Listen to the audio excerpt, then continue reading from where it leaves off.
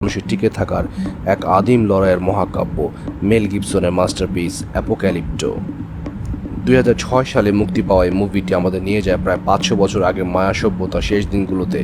এই মুভিটি কোনো স্টুডিওতে নয়, বরং মেক্সিকোর আসল জঙ্গলে শ্যুট করা হয়েছে। এখানে কোনো আধুনিক অস্ত্র নেই কোনো সুপার হিরো, আছে শুধু আদিম জেদ আর রক্ত গরম করা অ্যাকশন। চলুন গভীরে যাওয়া যাক।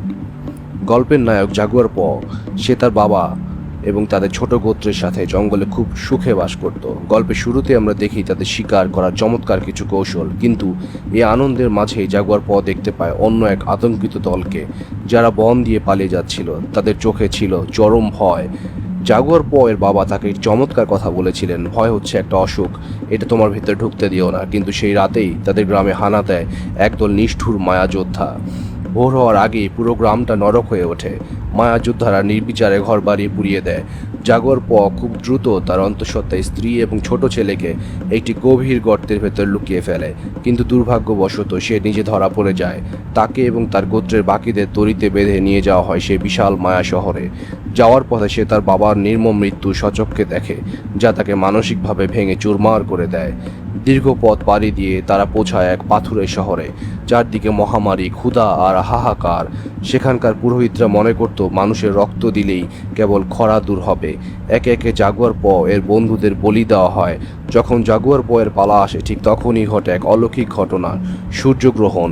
আকাশ অন্ধকার হয়ে যাওয়ায় মায়া পুরোহিত মনে করে দেবতারা খুশি হয়েছেন। কিন্তু এটাই কি শেষ? না, মায়া কমান্ডার তাদের একটি বাঁচার সুযোগ দেয়। একটি খোলা মাঠ দৌড়াতে হবে, আর তারা পেছন থেকে তীর আর বল্লভ ছুড়বে। এই মরণ খেলায় জাগুয়ার প মারাত্মক আহত হলেও অলৌকিকভাবে বন অবধি পৌঁছে যায়। শুরু হয় এক শ্বাসরুদ্ধকর চেজ। জাগুয়ার প এখন আর পালাচ্ছে না, সে এখন পাল্টা আক্রমণ করছে।